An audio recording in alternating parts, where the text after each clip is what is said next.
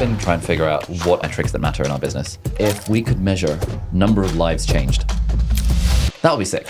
As you reach certain levels, you just switch and you make your audience the hero.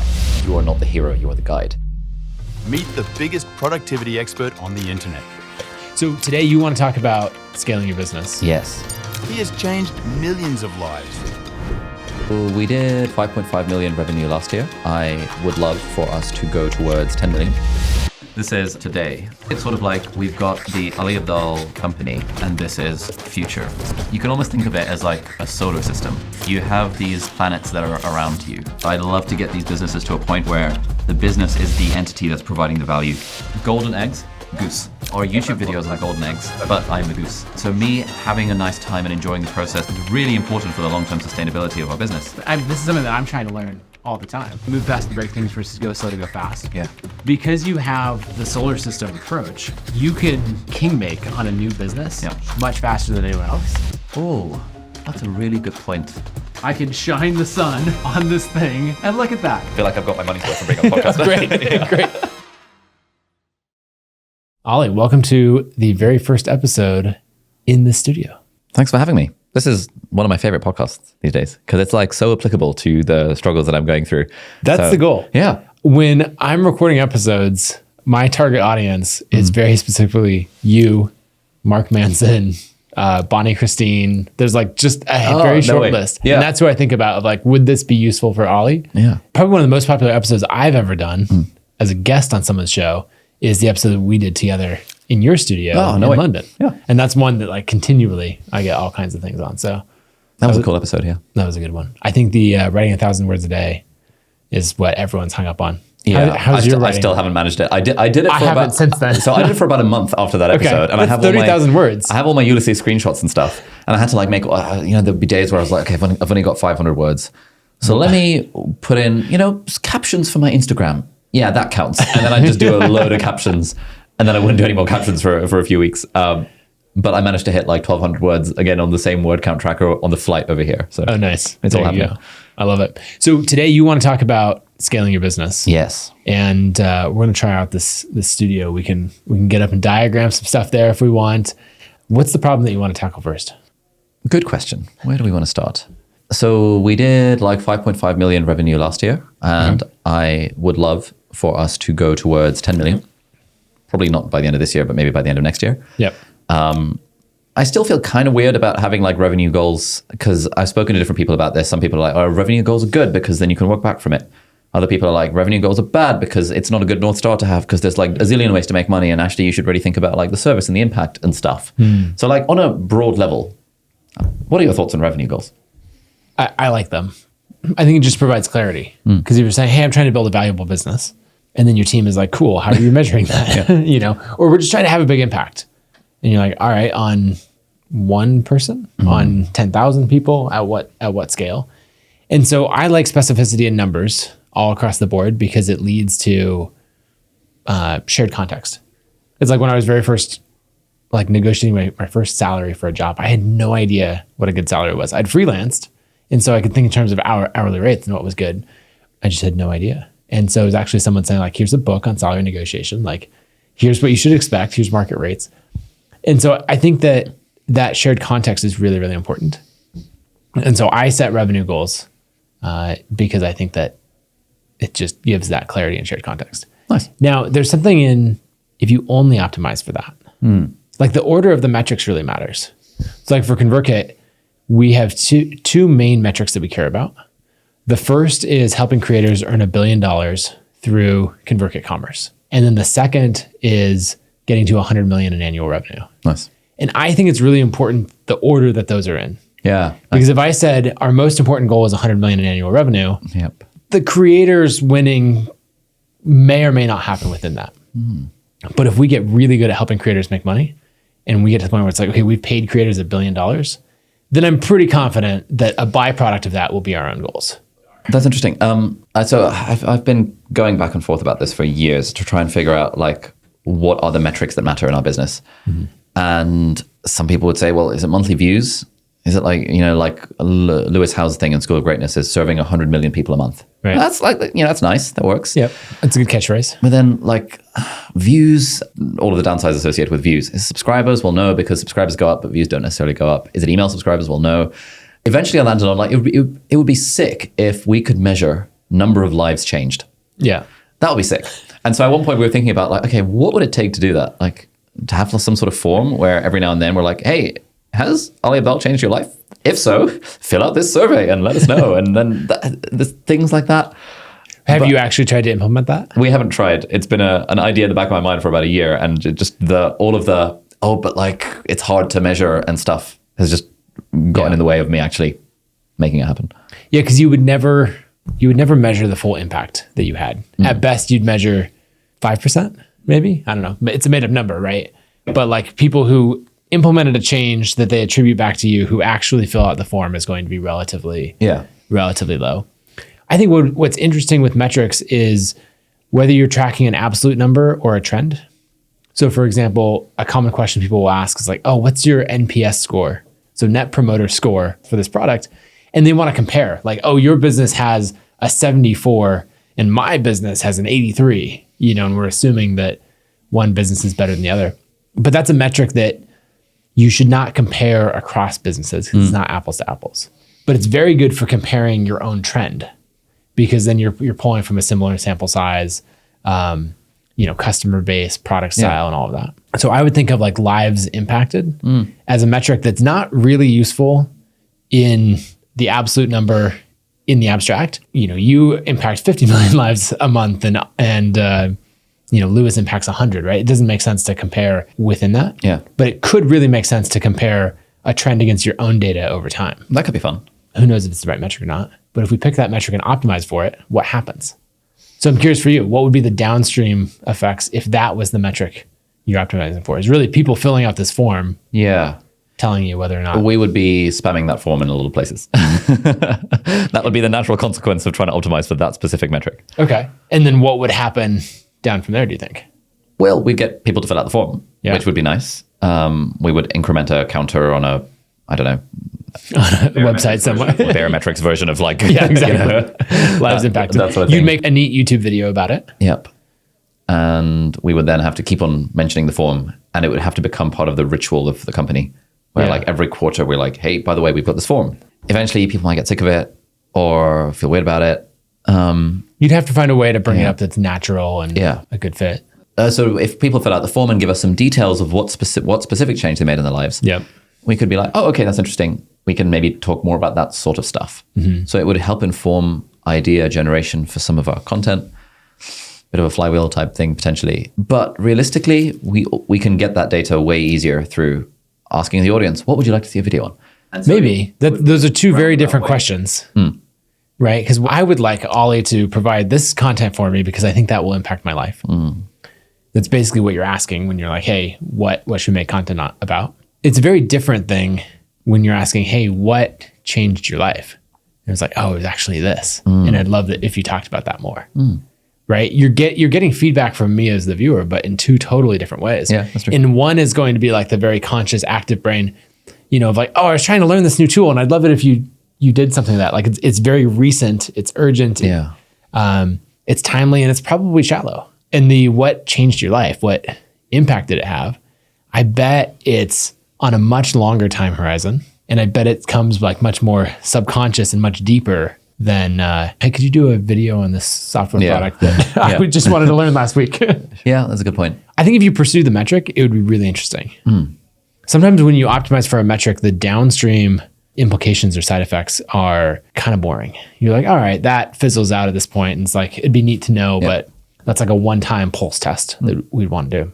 But I think if you truly pursued this metric and the stories and the content that came from it, you'd get to some really, really interesting things.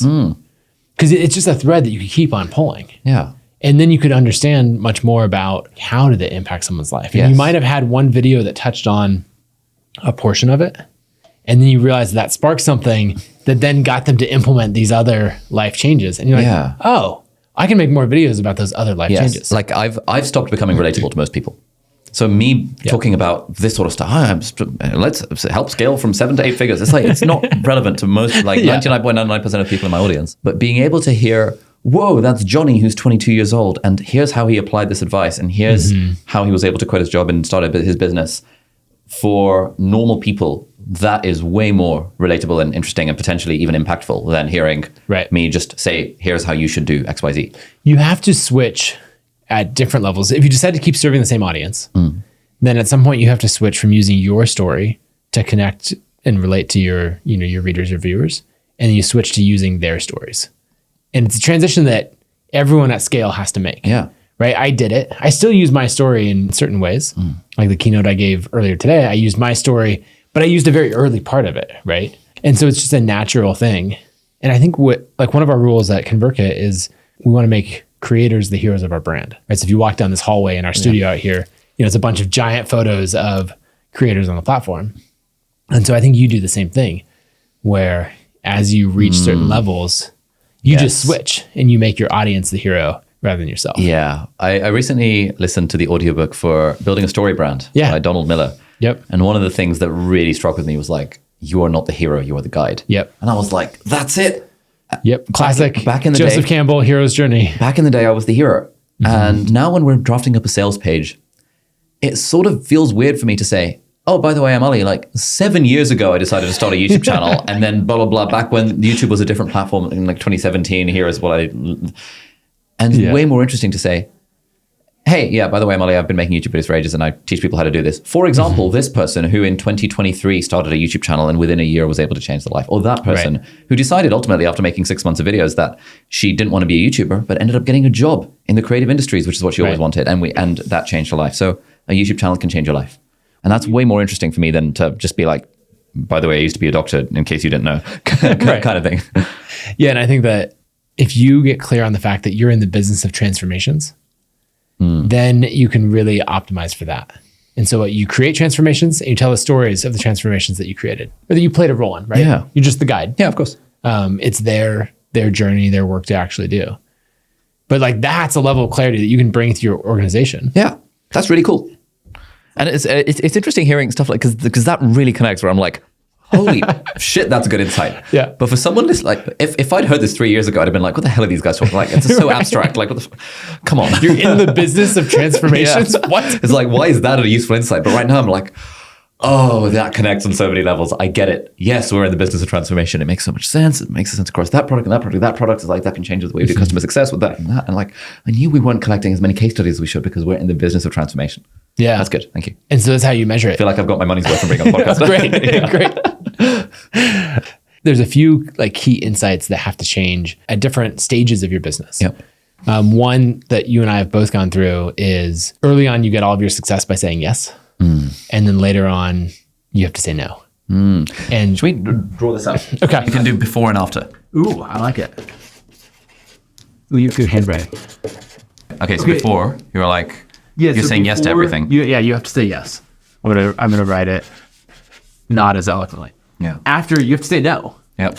And the hard thing is you got so much success by saying yes continually. Yep. And then now you have to totally switch that habit. Yeah, that's good. Okay, so I think the next thing is before it's about your story.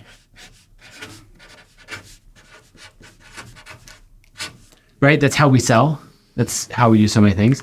After, it's their story. Have you done this before, or are we just spitballing this? We're just spitballing. Because this is cool. I feel like this is going to be this is good shit, yeah. We're just making it on the fly.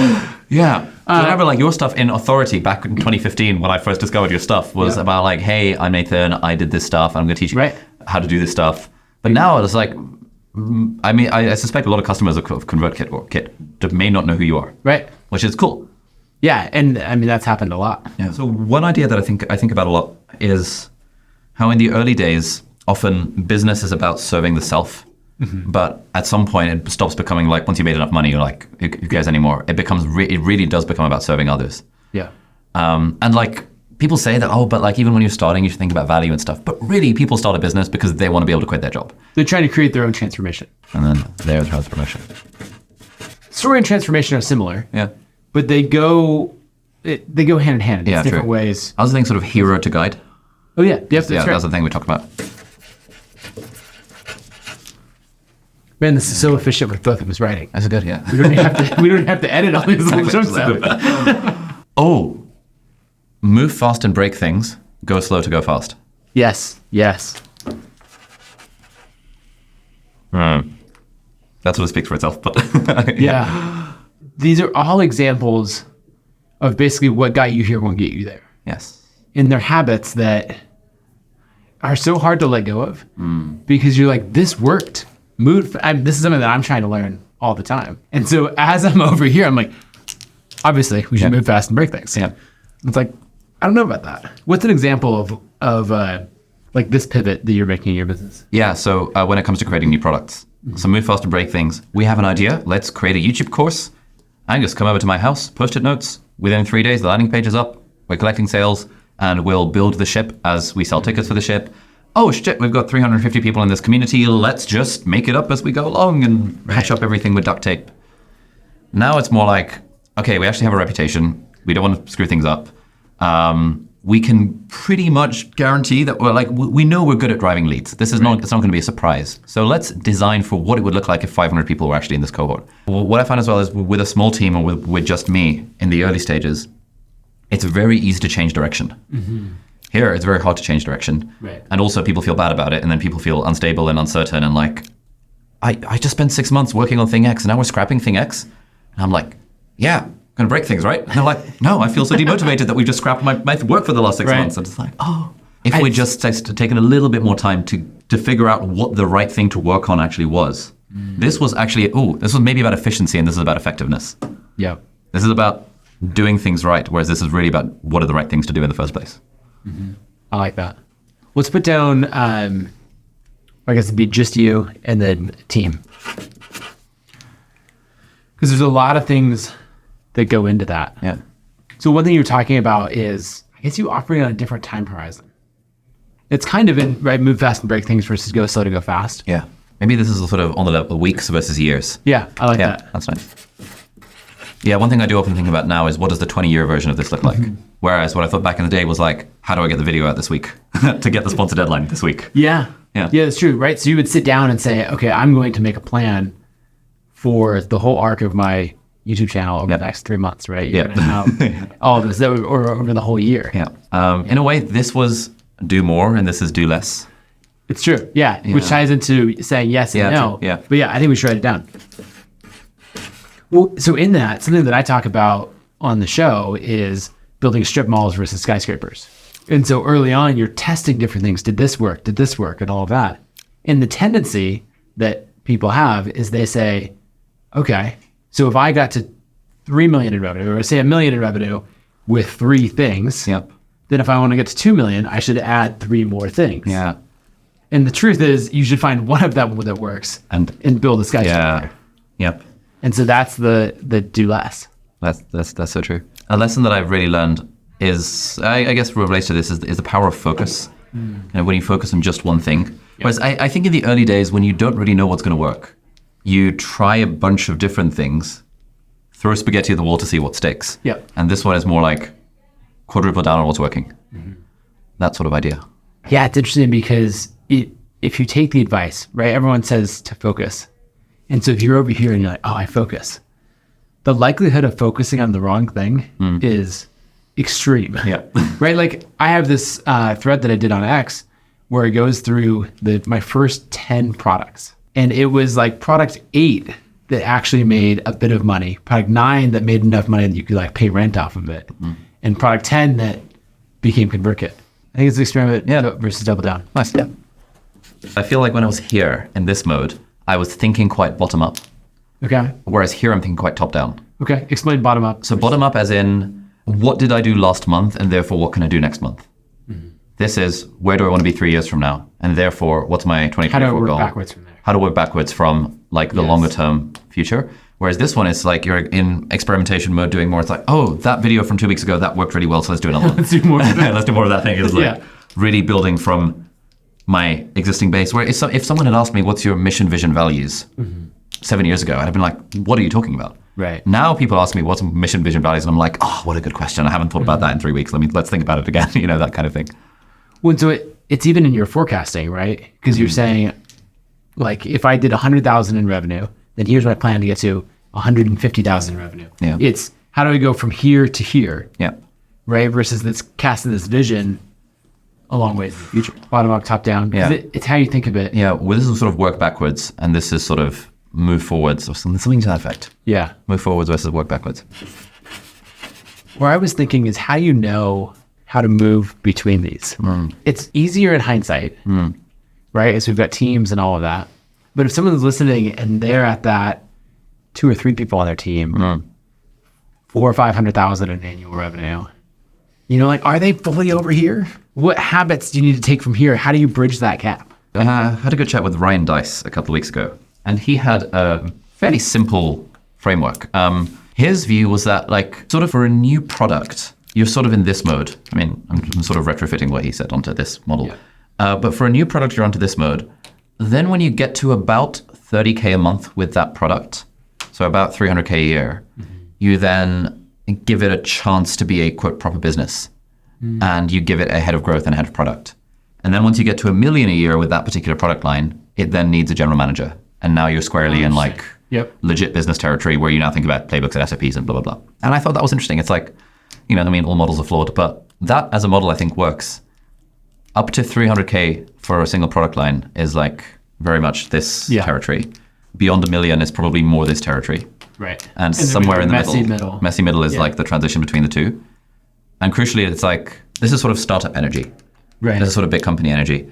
And so a lot of big companies will try and make smaller teams of like 2 or 3 people, little squad, to go and operate in this startup mode and take something from 0 to 1 so that the team can scale it from 1 to 100. So I wonder, maybe let's write it down, like up to, is it 300K per product? Seems reasonable. So this would be maybe like 1 million. But the business line is interesting because it does change, right? There are things that we've launched at ConvertKit that very much fall into move fast and break things. This podcast studio is something that we got the keys to 30 days ago. No way. We did a full remodel. That's cool. Paint, new acoustic glass, everything else. And that was entirely move fast and break things. Yeah. Like Haley on our team had, like, UPS was showing up to your house like 5 times a day. And it's fine because it's a self-contained project. But you wouldn't do that for something that's affecting like all the creators on your platform. No, not at all. Like a rebrand, let's say. Yeah, exactly. That's been a long thought out process.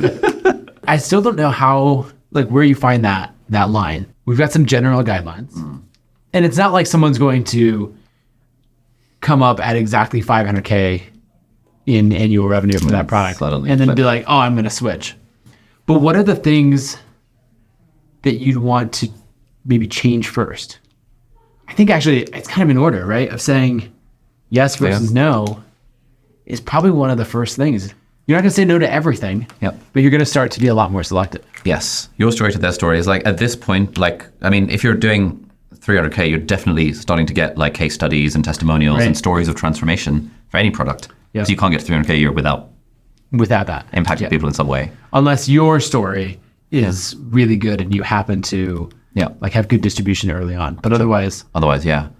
In the process of that, you go from being the hero to being the guide because you're the one who's facilitating those transformations. I think at some point you start realizing the value of goals. But it's like early on, it's like, who cares if you've got a goal of 10 million? It's like, it's so easy to make money on a spreadsheet, but it's hard to make money in real life. Oh yeah. I mean, part of it is that your spreadsheets start to become more accurate. Yeah. Because, you know, we're like, I'm going to do this. Yeah. And then over time you're like, forecasting actually starts to be reasonable. It's based on something.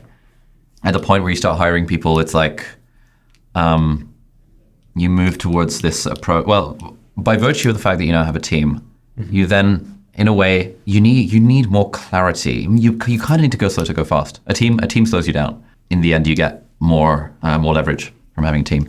Having a team means that you're probably thinking on the timescale of years because they probably want some job security. I don't know why they want that. No, exactly. It's like everyone should be an entrepreneur. I'm just kidding.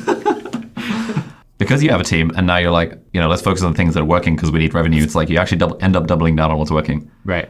And you end up then realizing that, oh, actually, it's really hard to do a lot of things because of the overhead tax and the communication tax associated with each new thing you take on. So you end up realizing you have to do less.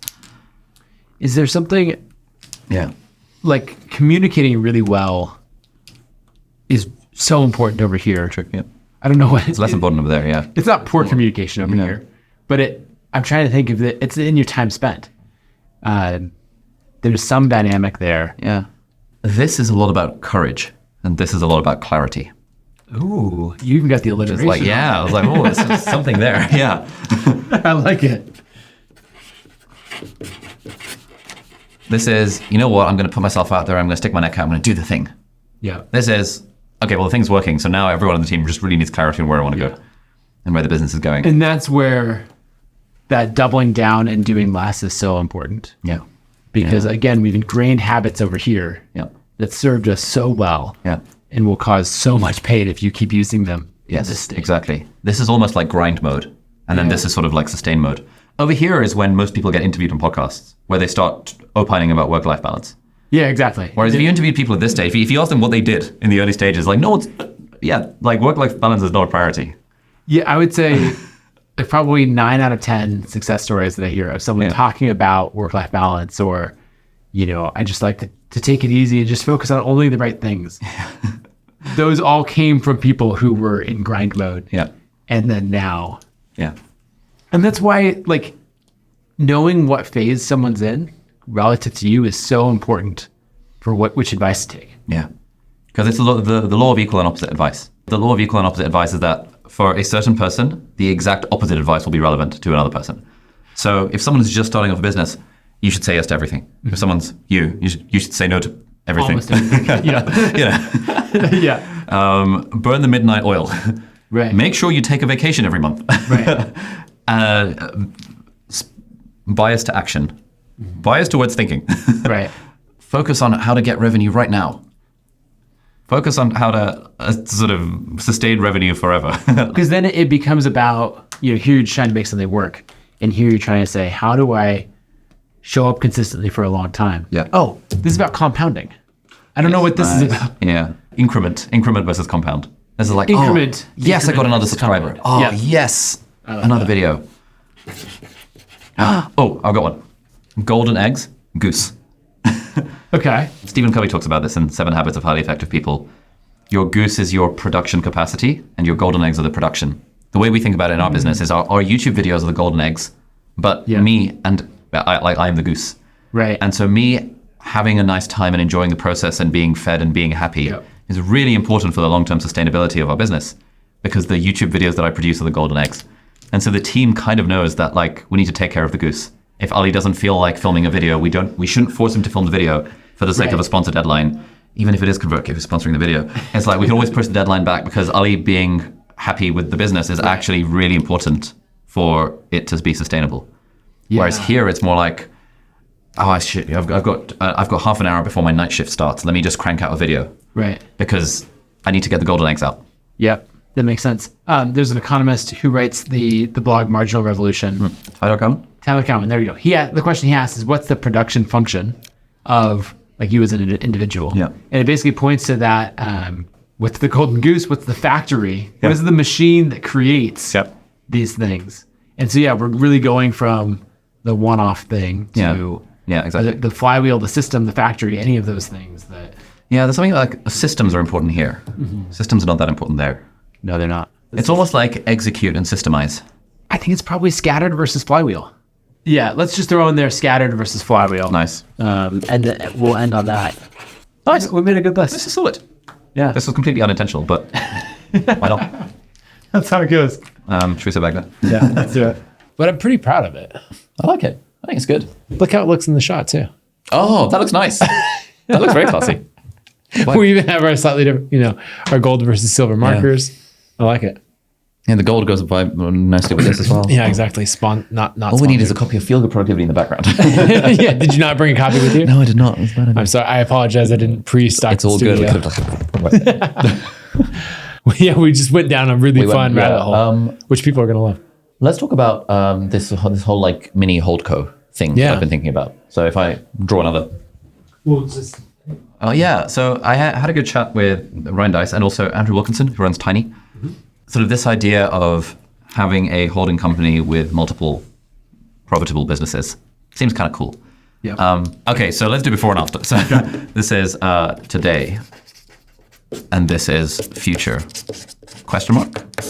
So today it's sort of like we've got the Ali Abdaal company, and then within that we have a content team, and we have a kind of commercial team. Okay. And within our commercial team, we have sales and marketing, S&M, LOL, CS, customer success, ops. We have our 2 products. There's our YouTube course, which has 3 products in it: Foundations, Academy, and Accelerator. And this is our productivity lab. A mistake that we made is that we hosted, like all of this stuff is hosted in the same Circle workspace, which has now become highly confusing for our customers. Because they're like, wait, I signed up to YouTuber Academy, but it says Productivity Lab. I signed up for Productivity Lab, but like there's a YouTuber thing. What's going on? I unsubscribed from certain emails, and I'm not getting the customer emails, and it's just, we didn't. Okay, yeah. So we can't actually email you about the thing because you actually hit the unsubscribe and not the manage preferences button, which you should have pressed. And we had like dozens of people who were the one trying to hide the unsubscribe link. Yeah, like, look, I'm doing it to serve you. Yeah, exactly. If you want to, it's in white text, but like, yeah. What Ryan said what was interesting. He was like, you can almost think of it as like a solar system, where you, Ali, the individual, are like the sun in the middle of the solar system, and you have these sort of planets that are around you. One planet is, let's say, Ali Media, which is your content arm that you're never going to be able to sell because it's your content arm. Then you have your YouTuber Academy Limited as its own mini business, and then you have your Productivity Lab Limited as its own mini business. And then over time, you can do kind of different companies, and eventually you get a sort of Holdco where the Ali Abdaal International Holdco, all of these report profits up. Right. And then for some of these, for like a software play, maybe I'll only have 20% equity, but for this, maybe it'll be like 100%. And maybe for this, we bring on an external CEO, and maybe it's there for 80%. Ali Media will obviously stay at 100%. This thing could be 30%. And you build these sort of mini businesses or businesses around the son of Ali Abdaal, who is able to sort of shine light onto all of these different businesses. But then ideally, if you think about your YouTuber Academy, your YouTuber Academy, once it gets beyond a certain point, like let's say 1 million plus, it should have its own head of growth, right, and its own head of product. And the job of the head of growth then is to find lead generation sources outside of Ali Abdaal Media. Right. And the job of the head of growth for Productivity Lab is to find ways to get leads, again, outside of Ali making a YouTube video about it. And here you're kind of, instead of, this might be operating at 60% margins because whatever, these companies, if they're using paid acquisitions, might be 30%. And that's actually totally fine. And you can then incentivize people with like equity or phantom equity. And eventually what you're doing is you're building this thing where then X number of years from now, if vidIQ decides to, or if Kit decides to buy the YouTuber Academy because it's trying to get into YouTube, you can now sell this. Whereas you wouldn't really be able to sell it if it's sort of within this and it's all within the same CRM, it's all within the same website. And like this sort of separation of businesses into a holdco, it's going to be more expensive initially because you'll need a separate head of growth, head of growth. You're going to have to file quadruple the number of accounts, so your accounting bill is going to go up. But in the long term, this leads to more wealth and sustainable asset creation that can then be sold. And yeah, maybe you have like a sort of the HR company that's like, you centralize certain services, like legal, finance, HR, admin, maybe media buying, maybe video editing, if all these require video editing, but everything else is decentralized. What's your take on the solar system model versus the hierarchical org chart in a single company? Yeah, I like it. What I'm thinking about though is the types of companies that live within this. Like these are very similar companies and very similar ventures right now. And so what I want to know is where do they go from here, right? Like, I mean, they're similar enough that they're smashed into one at the moment.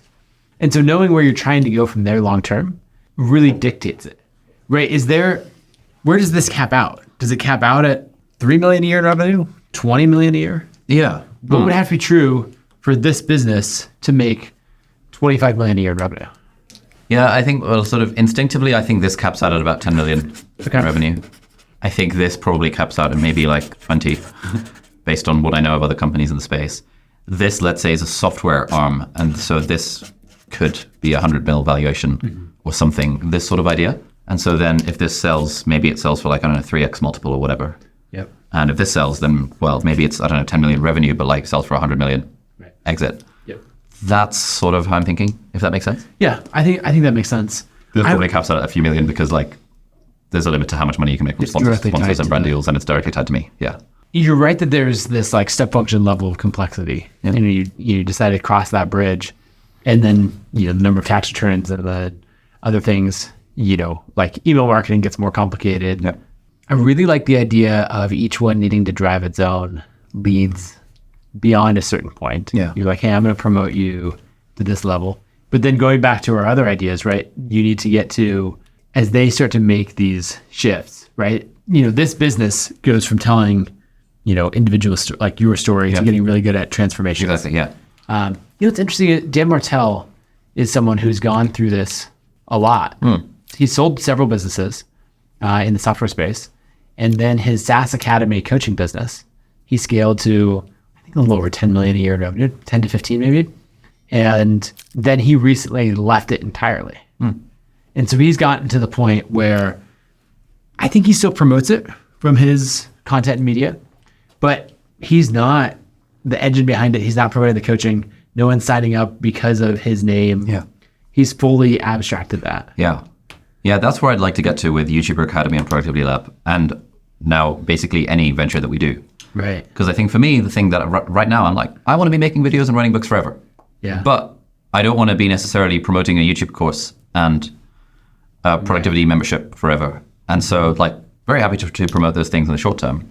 But I'd love to get these businesses to a point where the business is the entity that's providing the value to transform the lives of the students or the customers. And the fact that I'm associated with it is just part of the backstory. Right. I think Michael Hyatt did a good job of this with his full focus planner. So that business does Great job. yeah, like incredible. It's like so many people use that planner but have no idea who Michael Hyatt is. That's a great place to be. Yeah. I actually wrote about Michael in the $1 Billion Creator essay that I originally wrote.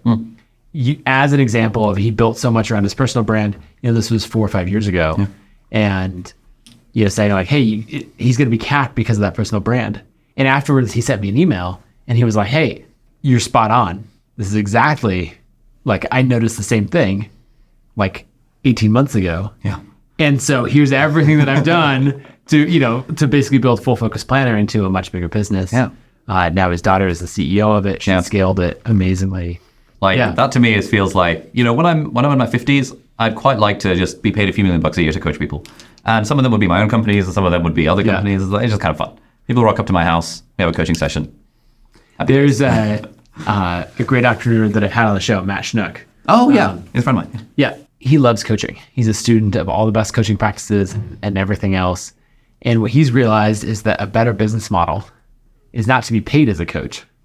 It's to have a whole bunch of companies and coach those leaders where you own all the equity, right? Or substantial amounts of equity. Yeah. But that makes me wonder, are you optimizing more for cash flow or enterprise value? I'm not sure.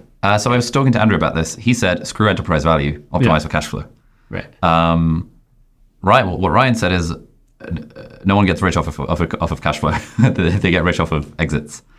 To me, I feel like philosophically I vibe more with cash flow. Yeah. A big exit is not really going to change anything for me.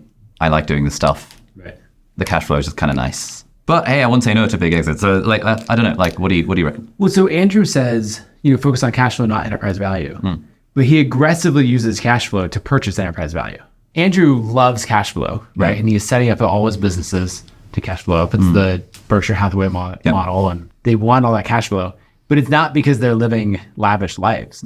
They're using that cash flow to buy more stuff. Buy more things that have enterprise value. Yeah. They might say, hey, we're using that cash flow to buy more things that drive cash flow. Yeah. But it's a different... But I guess for Andrew, what he says is that his goal is to buy and hold forever rather than to exit. In the same way, like, Warren Buffett's thing. And I think I vibe with that philosophy. But then I've drunk the base camp Kool-Aid for 10 years. So that's all about cash flow rather than enterprise value. Yeah.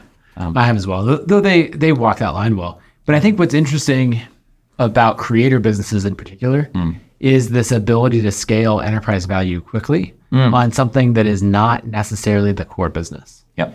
Because you have the solar system approach, you can basically kingmake on a new business Yep. much faster than anyone else. Yep.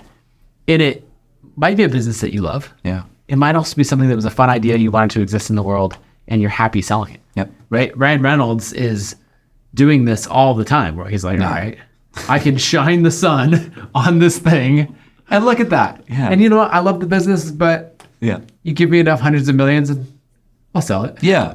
I think if there's I was talking to my brother about this. So he runs a SaaS. I was asking him, would you ever sell? And he was like, well, if the price was right, then yeah, of course I would. But if the price is not right, then I wouldn't, because I'm happy either way. I was like, oh, that's kind of a nice way to think about this. If someone wants to come in and buy the YouTuber Academy and they're going to do a good job with it, like if you wanted to buy it, I'd be like, sure, if the price is right. If not, that's totally cool. I like the idea of continuing to run it, and yeah. But I think, I asked the question as, an either or. You're optimizing for cash flow or enterprise value. And it's helpful to know if someone's like, oh, enterprise value because I want to exit, all of this. Yeah. But it's not like two ends of the spectrum. Yeah. Like most things in life that we're like, you can be high growth or profitable. Yeah. And it's like, well, no, we actually have growth and profitability as two separate axes. Yeah, and you can graph it all around from there.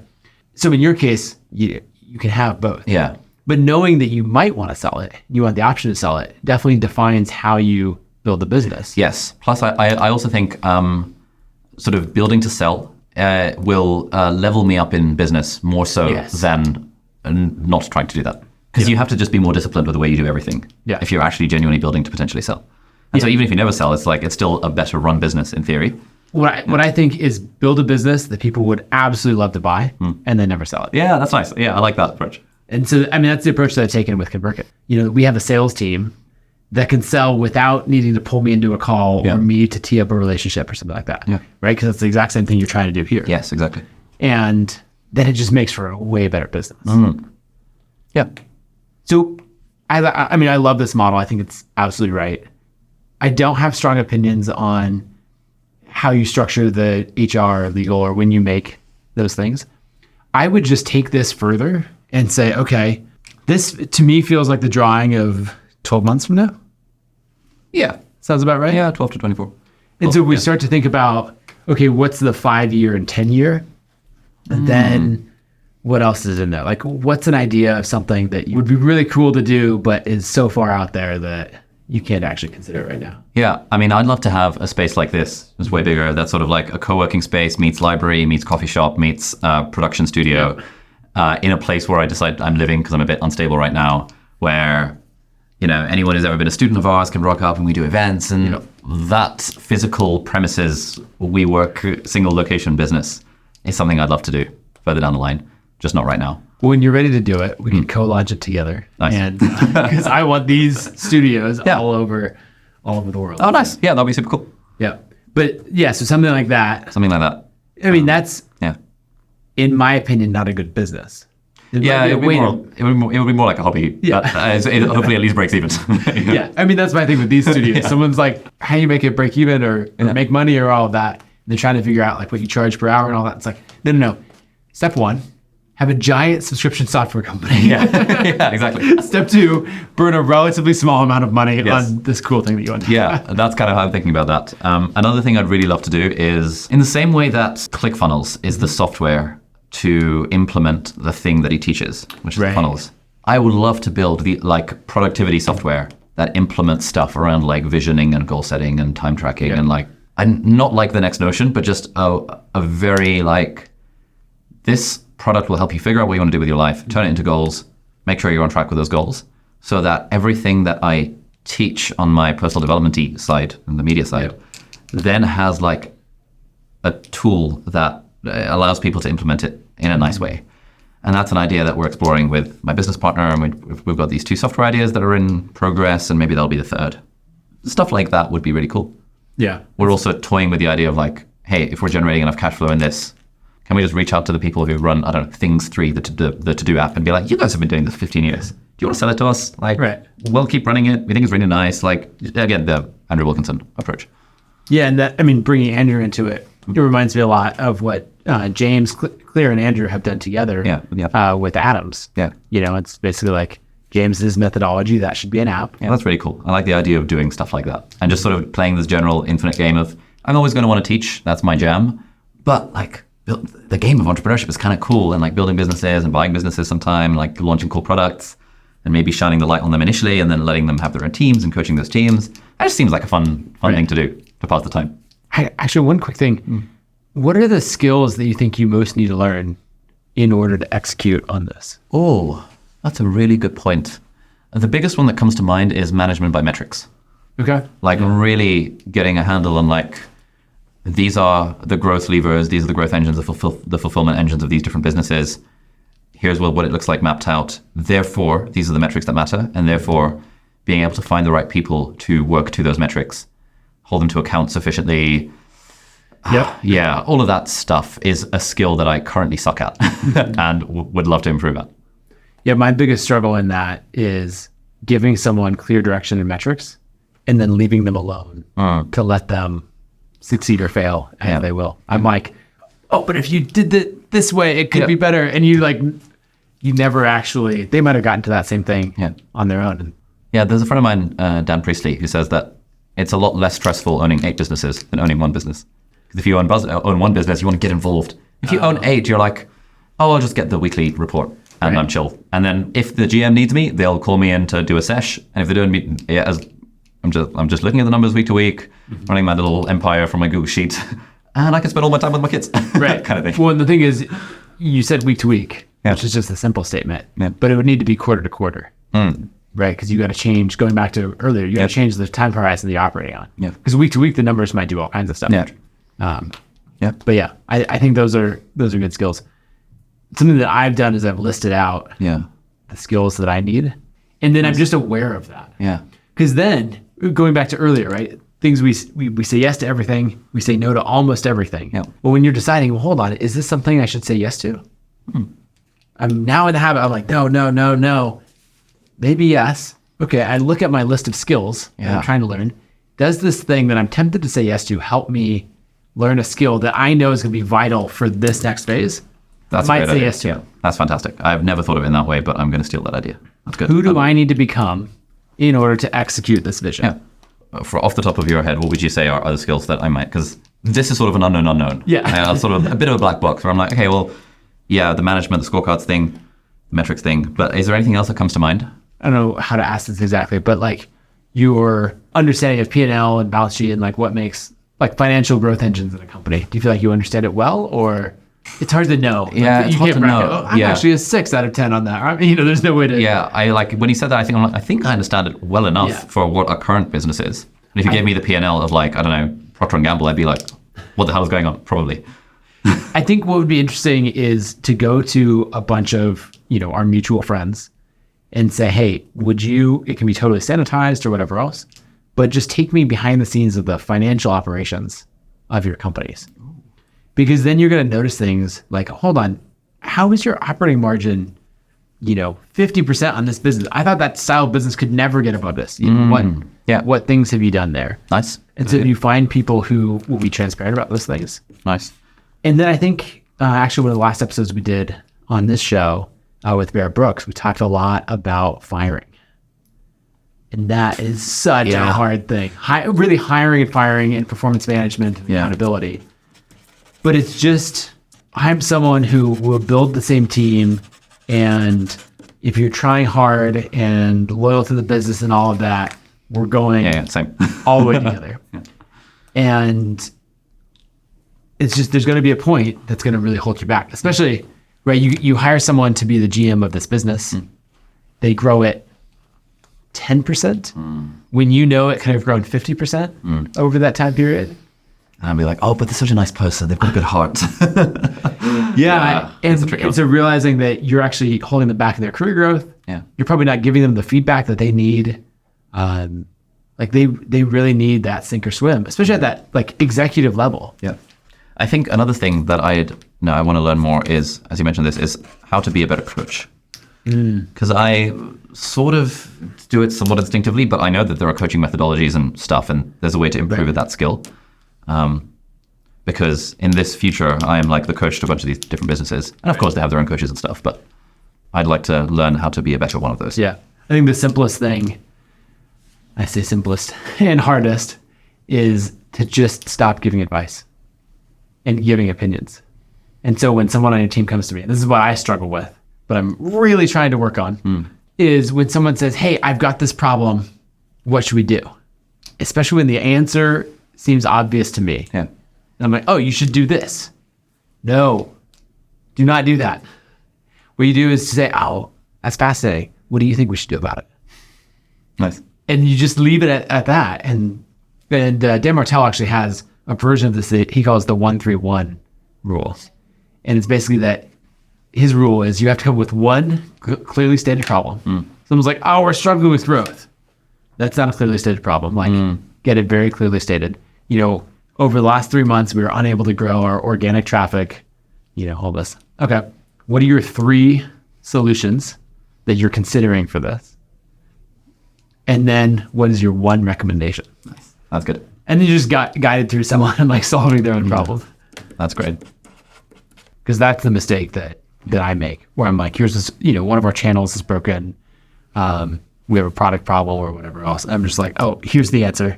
And then let me go back up here. And the person's like, oh, thank you. And they get this idea that like, oh, Nathan has the answers and I don't. Yeah.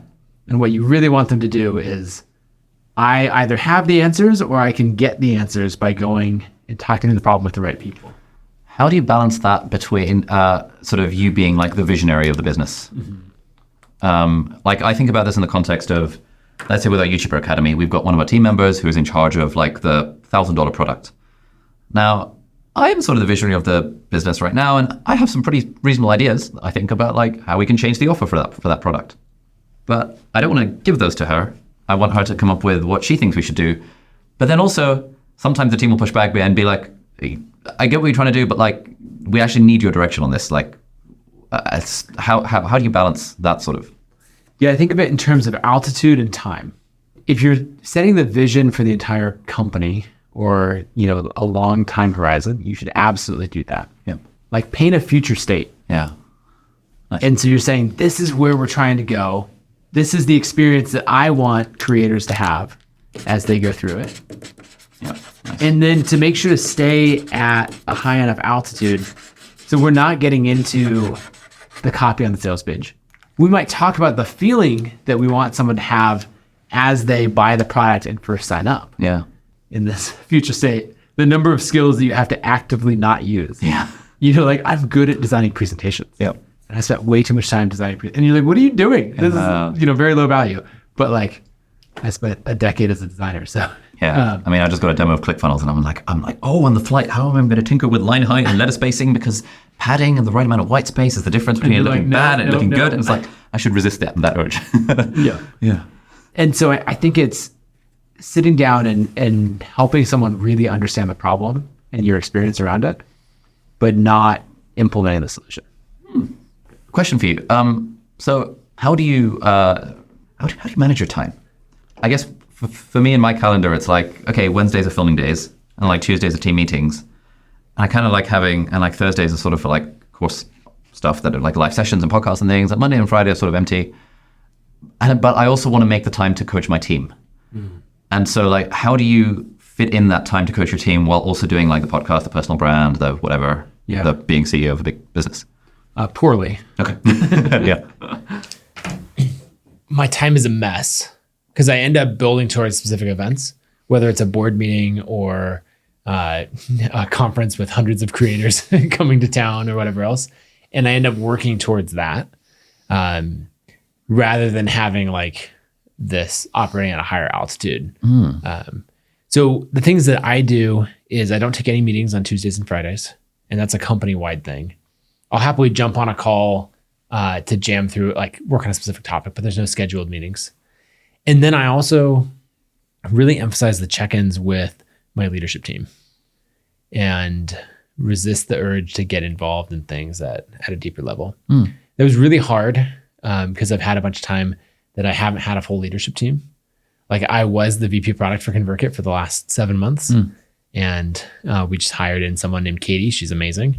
And now I can meet with her and stay out of, the details. So I think the trick is having enough consistency so that you can or enough stability so that you can build that consistency.